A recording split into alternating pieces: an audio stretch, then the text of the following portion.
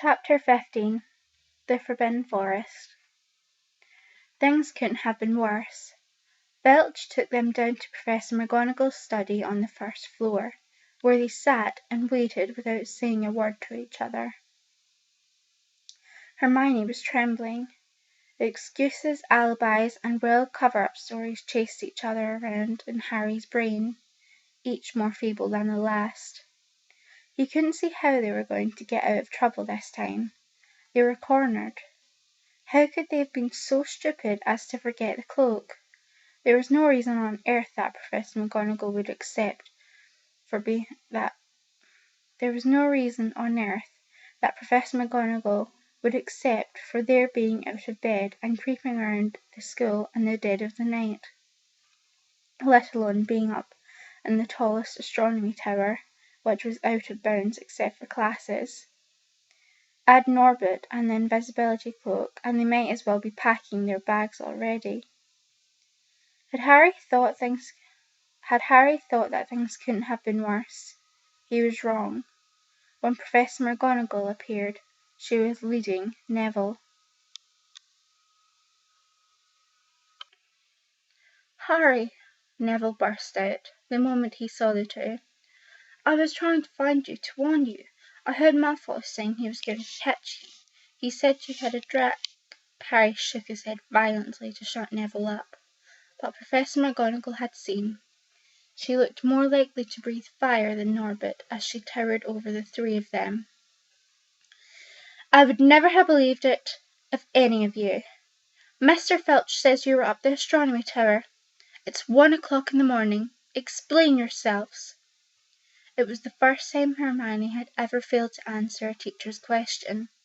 She was staring at her slippers, as still as a statue. "I think I've got a good idea what you've been doing," said Professor McGonagall. "It doesn't take a genius to work it out. You've fed Draco Malfoy some cock and bull story about a dragon, trying to get him out of bed and into trouble. I've already caught him. I suppose you think it's funny that Longbottom here heard the story and believed it too."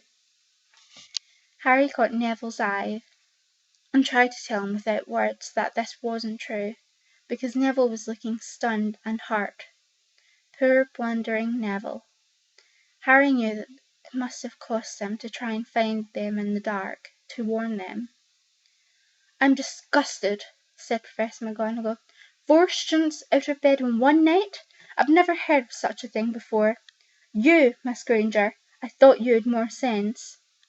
As for you, Mr. Potter, I thought Gryffindor meant more to you than this. All 3 of you will receive detentions. Yes, you too, Mr. Longbottom. Nothing gives you the right to walk around school at night, especially these days. It's very dangerous. And 50 points will be taken from Gryffindor." 50? Harry gasped. They would lose the lead, and the lead he'd won in the last Quidditch match. 50 points each, said Professor McGonagall, breathing heavily through her pointed nose. "Professor, please, you can't.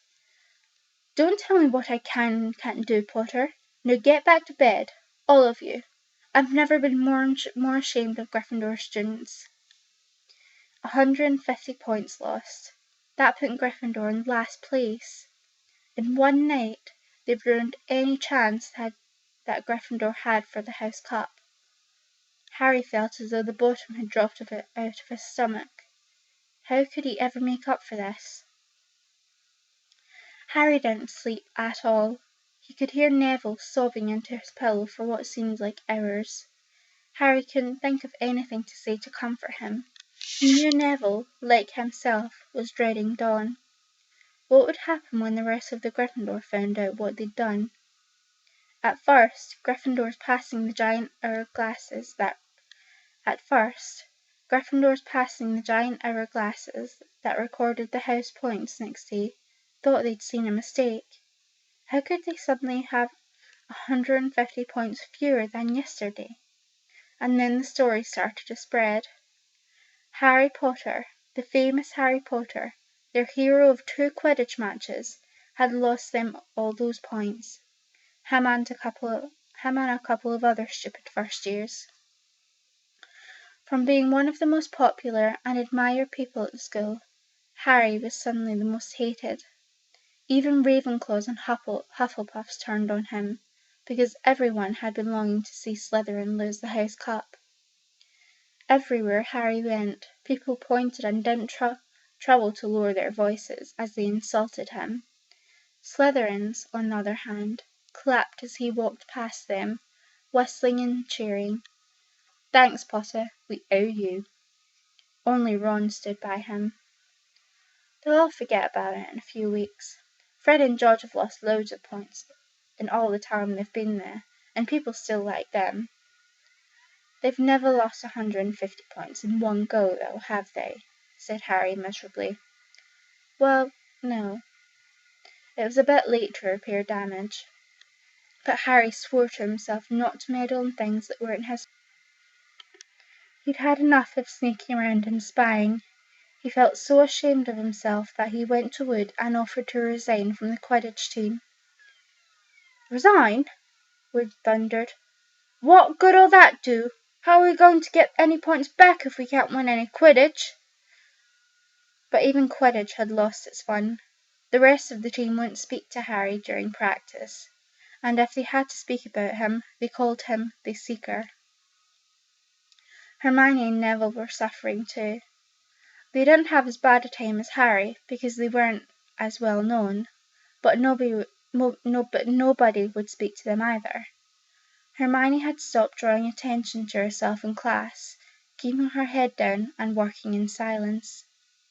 Harry was almost glad the exams weren't far away. All the revision he had to do kept his mind off his misery. He, Ron and Hermione kept to themselves, working late into the night, trying to remember the ingredients in complicated potions, learn charms and spells off by heart, memorize the dates of magical discoveries and goblin rebellions. Then, about a week before the exams were due to start, Harry's new resolution not to interfere in anything that didn't concern him was put to an unexpected test. Walking back from the library on his own one afternoon, he heard somebody whimpering from a classroom up ahead. As he drew closer, he heard Quirrell's voice. "No, no, not again, please." It sounded as though someone was threatening him. Harry moved closer. All right," he heard Quirrell sob. Next second, Quirrell came hurrying out of the classroom, straightening his turban. He was pale and looked as though he was about to cry. He strode out of sight of Harry. "Oh, Jesus!" Sorry, a bird flew into the window. 2 seconds. Harry didn't think Quirrell had even noticed him. He waited until Quirrell's footsteps had disappeared, then peered into the classroom.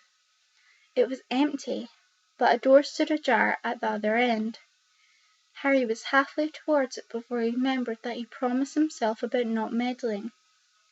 All the same, he'd have gambled 12 Philosopher's stones that Snape had just left the room, and from what Harry had just heard, Snape would be walking with a new spring in his step. Quirrell seemed to have given in at last. Harry went back to the library, where Hermione was testing Ron on astronomy. Harry told them what he'd heard. "Snape's done it then," said Ron. "If Quirrell's told him how to break his anti-dark force spell." "They're so fluffy, though." "Maybe Snape's found out how to get past him without asking Hagrid," said Ron, looking up at the thousands of books surrounding them. "I bet there's a book somewhere near, telling you how to get past a giant three-headed dog. So what do we do, Harry?" The light of adventure was kindling again in Ron's eyes, but Hermione answered before Harry could. "Go to Dumbledore. That's what we should have done ages ago. If we try anything ourselves, we'll be thrown out for sure." "But we've got no proof," said Harry. "Quirrell's too scared to back us up. Snape's only got to say he doesn't know how the troll got into at Halloween, and that he was nowhere near the third floor, who do you think they'll believe? Him or us? It's not exactly a secret we hate him.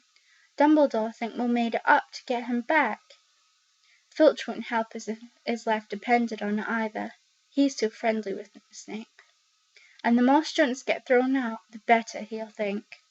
And don't forget, we're not supposed to know about the stone or Fluffy. That'll take a lot of explaining. Hermione looked convinced, but Ron didn't. If we do a bit of poking around. No, said Ron flatly. We've done enough poking around. He pulled a map of Jupiter towards him and started to learn the names of its moons. The following morning, notes were delivered to Harry, Hermione, and Neville at the breakfast table. They were all the same. Your detention will take place at 11 o'clock tonight. Meet Mr. Filch in the entrance hall. Professor M. McGonagall. Harry had forgotten they still had detentions to do in the furor over the points they'd lost. He half expected Hermione to complain that this was a whole night of revision lost, but she didn't say a word. Like Harry, she felt they deserved what they got. At 11 o'clock that night, they said goodbye to Ron in the common room and went down to the entrance hall with Neville. Filch was already there, and so was Malfoy. Harry had also forgotten that Malfoy had got detention too. "Follow me," said Filch, lighting a lamp and leading them outside. "I bet you'll think twice about breaking a school rule again, won't you, eh?" he continued, leering at them. "Oh yes, hard work and pain are the best teachers, if you ask me. It's just a pity they let the old punishments die out. Hang you by your wrists from the ceiling for a few days. I've got the chains still in my office. Keep 'em well oiled just in case they're ever needed. Right, off we go, and don't think of running off. Now, it'll be worse for you if you do." They marched off across the dark grounds. Neville kept sniffing. Harry wondered what their punishment was going to be. It must be something really horrible, or Filch wouldn't be sounding so delighted. The moon was bright, but clouds scudding across it kept throwing them into darkness. Ahead, Harry could see the lighted windows of Hagrid's hut. They heard a distant shout. "Is that you, Filch? Hurry up, I want to get started." Harry's heart rose. If they were going to be working with Hagrid, it wouldn't be so bad. His relief must have showed on his face, because Filch said, "I suppose you think you'll be enjoying yourself with that oaf? Well, think again, boy. It's into the forest you're going, and I'm not much mistaken if you all come out in one piece." At this, Neville let out a little moan, and Malfoy stopped dead in his tracks. "The forest," he repeated, and he didn't sound quite as cool as usual. "You can't go in there at night. There's all sorts of things in there. Werewolves, I heard." Neville clutched the sleeve of Harry's robe and made a choking noise. "That's your lookout, isn't it?" said Filch, his voice cracking with glee. "Shouldn't thought of them werewolves before you got in trouble, shouldn't you?" Hagrid came striding towards them out of the dark. Bang at his heel. He was carrying his large crossbow and a quiver of arrows around his shoulder. "About time," he said. I've been waiting for you half an hour already. All right, Harry, Hermione." "I shouldn't be too friendly to them, Hagrid," said Filch coldly. "They're here to be punished, after all." "That's why you're late, is it?" said Hagrid, frowning at Filch. "Been lecturing them, eh? It's not your place to do that. You've done your bit. I'll take cover from here." "I'll be back at dawn," said Filch, "for what's left of them," he added nastily, and he turned and started back towards the castle, his lamp bobbing away in the darkness. Malfoy turned to Hagrid. "I'm not going in that forest," he said, and Harry was pleased to hear the note of panic in his voice. "Yeah, and if you want to stay at Hogwarts," he said fiercely, "you've done wrong, and now you've got to pay for it." "But this is servant stuff. It's not for students to do. I thought we'd be writing lines or something. If my father knew I was doing this, he'd—" Tell you that's how it is at Hogwarts," Hagrid growled. "Writing lines. What's good that to anyone? You'll do something useful, or you'll get out. If you think your father'd rather you were expelled, then get back off to the castle and pack. Go on." Malfoy didn't move. He looked at Hagrid furiously, but then dropped his gaze. "Right then," said Hagrid. "Now, listen carefully, 'cause it's dangerous what we're going to do tonight, and I don't want no one taking risks. Follow me over here for a moment." He led them to the very edge of the forest. Holding his lamp up high, he put down a narrow, winding earth track that disappeared into the thick black forest. A light breeze lifted their hair as they looked into the forest. "Look there," said Hagrid. "See that stuff shining in the ground? Silvery stuff. That's unicorn blood. There's a unicorn in there been hurt badly by summit. There's the second time in a week. I found one dead last Wednesday. We're going to try and find the poor thing. We might have to put it out of its misery."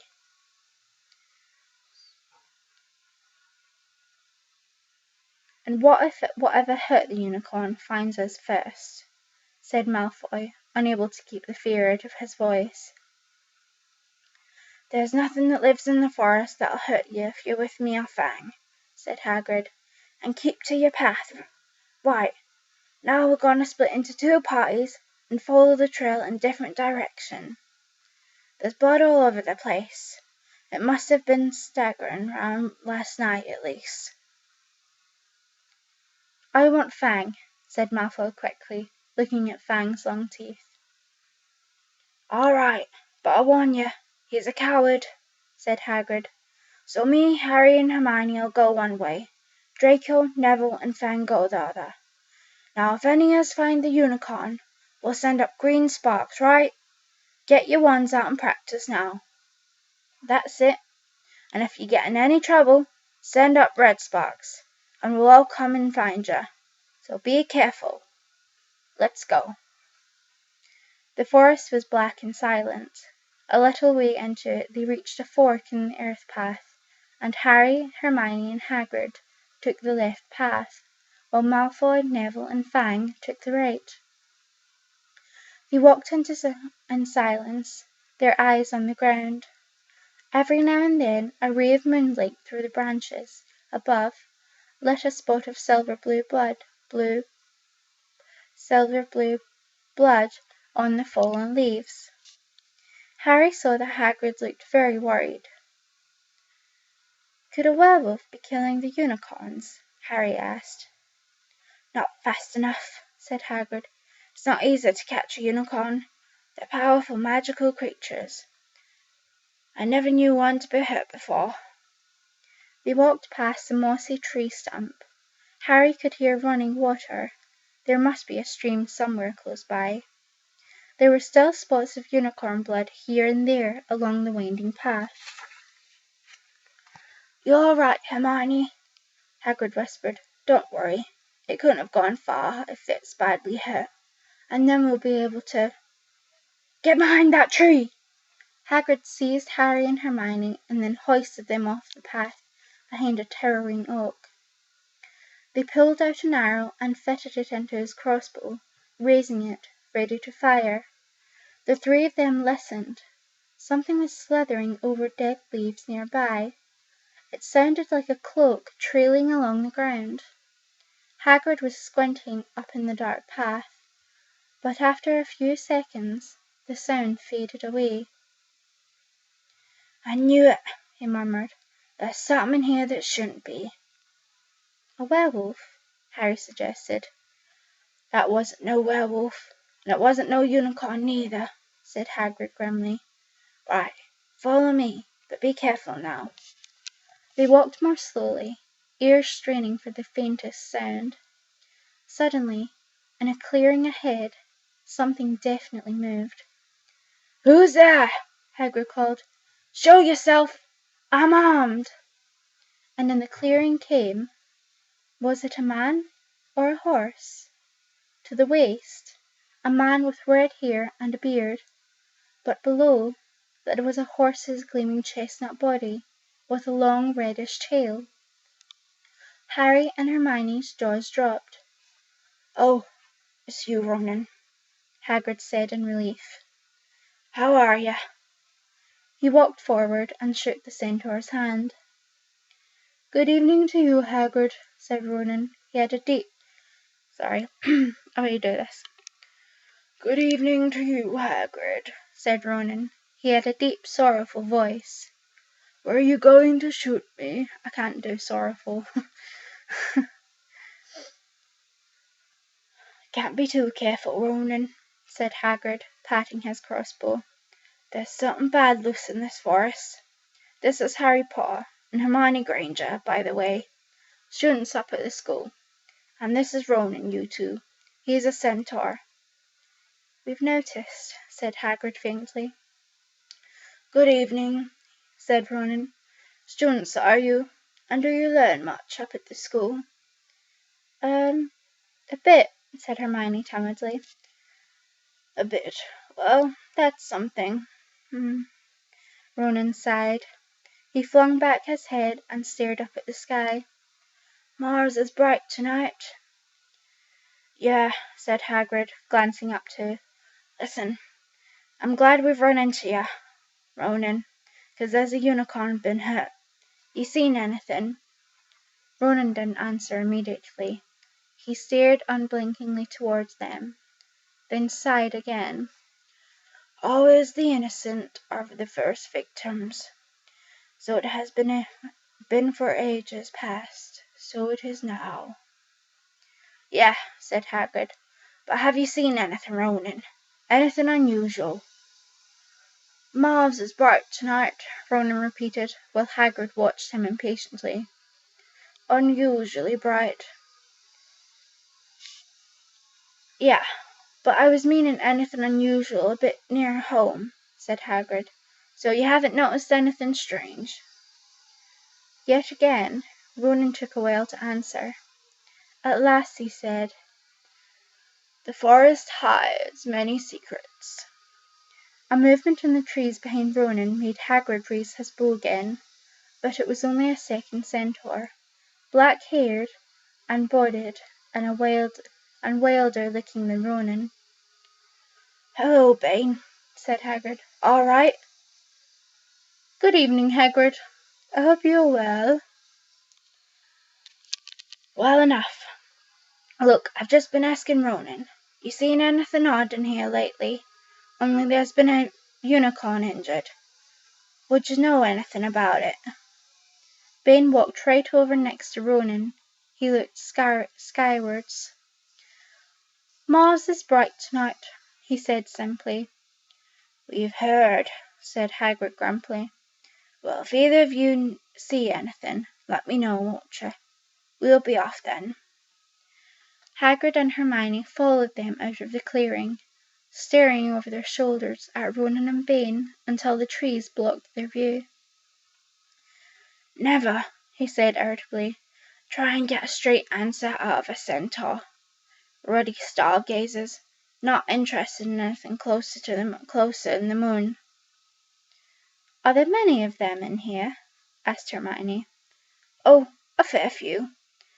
Keep themselves to themselves mostly, but they're good enough about turning up if you ever want a word. They're deep, mind centaurs. They know things, just don't let on much. Do you think that was a centaur we heard earlier? Harry asked. Did that sound like hooves to you? Nah. If you ask me, that was what's been killing the unicorns. Never heard anything like it before. They walked on through the dense, dark trees. Harry kept looking nervously over his shoulder. He had the nasty feeling they were being watched. He was very glad they had Hagrid and his crossbow with them. They had just passed a bend in the path when Hermione grabbed Hagrid's arm. "Hagrid, look! Red sparks! The others are in trouble!" "You two wait here," Hagrid shouted. "Stay in the path. I'll come back for you." They heard him crashing away through the undergrowth, and stood looking at each other, very scared, until they couldn't hear anything but the rustling of leaves around them. "You don't think they've been hurt, do you?" whispered Hermione. "I don't care if Malfoy has, but if something got to Neville, it's our fault he's in here in the first place." The minutes dragged by. Their ears seemed sharper than usual. Harry seemed to be picking up every sigh of the wind, every crackling twig. What was going on? Where were the others? At last a great crunching noise announced Hagrid's return. Malfoy, Neville, and Fang were with him. Hagrid was fuming. Malfoy, it seemed, had sneaked up behind Neville and grabbed him for a joke. Neville had panicked and sent up the sparks. We'll be lucky to catch anything now with that racket you two are making. Right, we're changing groups. Neville, you stay with me and Hermione. Harry, you go with Fang and this idiot. I'm sorry," Hagrid added in a whisper to Harry, "but he'll have a harder time frightening you, and we've got to get this done." So Harry set off into the heart of the forest with Malfoy and Fang. They walked for nearly half an hour, deeper and deeper into the forest, until the path became almost impossible to follow because the trees were so thick. Harry thought the blood seemed to be getting thicker. There were splashes on the roots of a tree, as though the poor creature had been thrashing around in pain close by. Harry could see a clearing ahead, through the tangled branches of an ancient oak. "Look," he murmured, holding out his arm to Malfoy. Something bright white was gleaming on the ground. They inched closer. It was the unicorn, all right, and it was dead. Harry had never seen anything so beautiful and sad. Its long slender legs were stuck out at odd angles, where it had fallen, and its mane was spread pearly white on the dark leaves. Harry had taken one step towards it, when a slithering sound made him freeze where he stood. A bush on the edge of the clearing quivered. Then out of the shadows a hooded figure came crawling across the ground like some stalking beast. Harry, Malfoy, and Fang stood transfixed. The cloaked figure reached the unicorn. It lowered its head over the wound in the animal's side and began to drink its blood. "Ah!" Malfoy let out a terrible scream and bolted. So did Fang.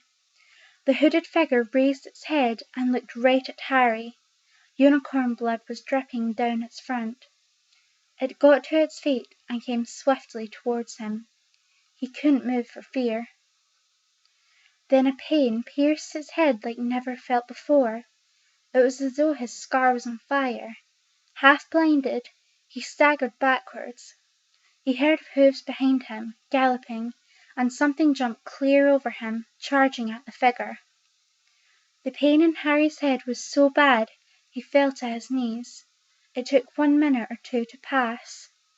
Then when he looked up, the figure had gone. The centaur was standing over him, not Ronan or Bane. This one looked younger, and had white blonde hair and a palomino body. "Are you all right?" said the centaur, pulling Harry to his feet. "Yes, thank you. What was that?" The centaur didn't answer. He had astonishingly blue eyes, like pale sapphires. He looked carefully at Harry, his eyes lingering on the scar which stood out, livid, on Harry's head. You are the Potter boy, he said. You had better get back to Hagrid. The forest is not safe at this time, especially for you. Can you ride? It will be quicker this way. My name is Firenze, he added, as he lowered himself onto his front legs so that Harry could clamber onto his back. There was suddenly a sound of more galloping from the other side of the clearing. Ronan and Bane came bursting through the trees, their flanks heaving and sweating. Firenze, Bane thundered, what are you doing? You have a human on your back. Have you no shame? Are you a common mule? Do you realize who this is? Said Firenze. This is the Potter boy. The quicker he leaves this forest, the better. What have you been telling him? Growled Bane. Remember, Firenze, we are sworn not to set ourselves against the heavens. We have not read what is to come in the movements of the planets. Ronan pawed the ground nervously. I'm sure Firenze thought he was acting for the best, he said, in his gloomy voice. Bane kicked his back legs in anger. For the best? What is that to do with us? Centaurs are concerned with what has been foretold. It is not our business to run around like donkeys after stray humans in our forest. Firenze suddenly reared on his hind legs in anger, so that Harry had to grab his shoulders to stay on. Do you see that unicorn? Firenze bellowed at Bane. Do you not understand why it was killed? Or have the planets not let you in on that secret? I set myself against what is lurking in this forest, Bane.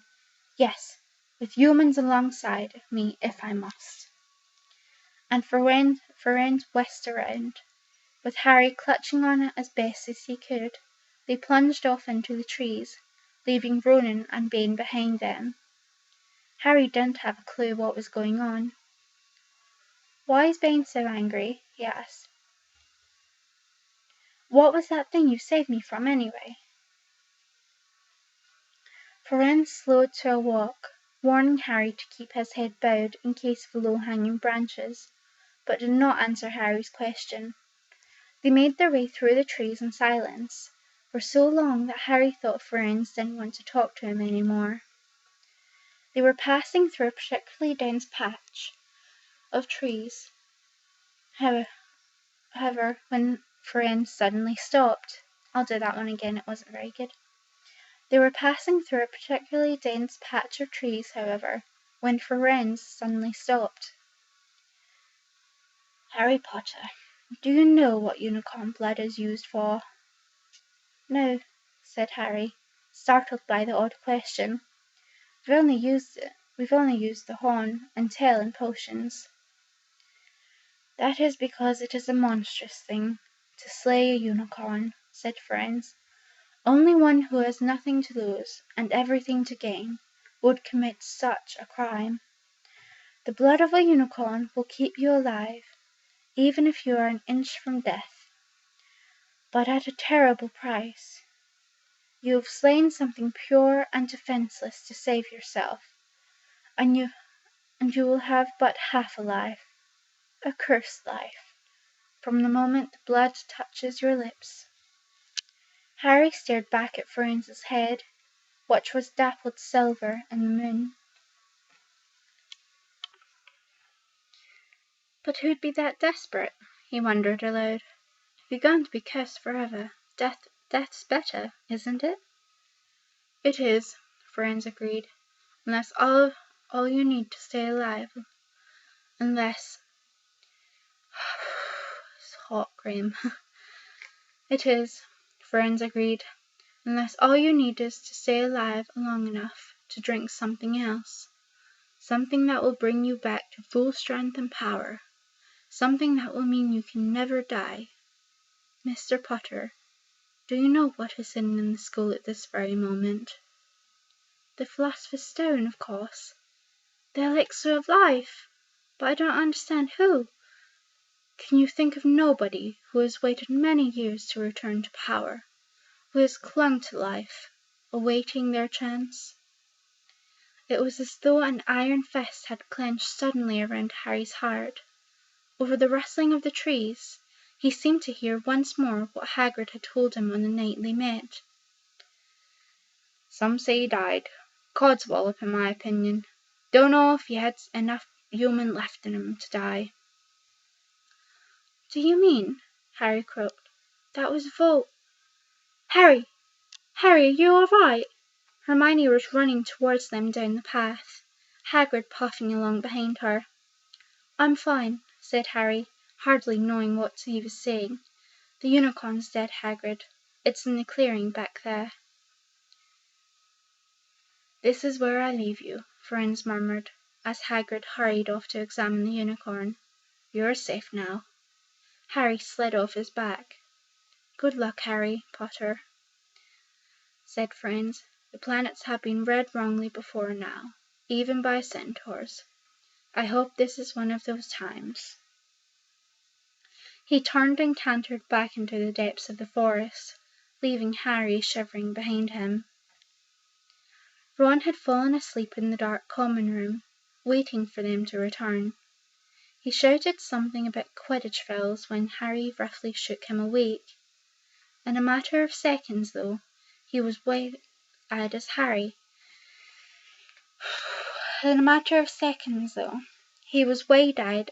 began to tell him and Hermione what had happened in the forest. God, doesn't it annoy you a little bit about Harry that he's always got this great big story to tell? I mean, seriously, come on. He's like such a gossiper. Harry couldn't sit down. He paced up and down in front of the fire. He was still shaking. "Snape wants the stone for Voldemort, and Voldemort's waiting in the forest. And all this time you thought Snape just wanted to get rich, eh?" "Stop saying that name," Ron said in a terrified whisper, though Voldemort could hear them. Harry wasn't listening. "Firenze saved me, but he shouldn't have done. Bane was furious. He was talking about interfering with what the planets say is going to happen. They must show that Voldemort's coming back. Bane thinks Firenze should have let Voldemort kill me. I suppose that's what's written in the stars as well." "Will you stop saying that name?" Ron hissed. "So all I've got to wait for now is Snape to steal the stone," Harry went on feverishly. "Then Voldemort will be able to come and finish me off. Well, I suppose Bane'll be happy." Hermione looked very frightened, but she had a word of comfort. "Harry, everyone says Dumbledore's the only one you-know-who was ever afraid of. With Dumbledore around, you-know-who won't touch you. Anyway, who says the centaurs are right? It sounds like fortune-telling to me. And Professor McGonagall says that's a very imprecise branch of magic." The sky turned light before they stopped talking. They went to bed exhausted, their throats sore. Tell me about it. But the night's surprises weren't over. When Harry pulled back his sheets, he found his invisibility cloak folded neatly underneath them. There was a note pinned to it, "Just in case."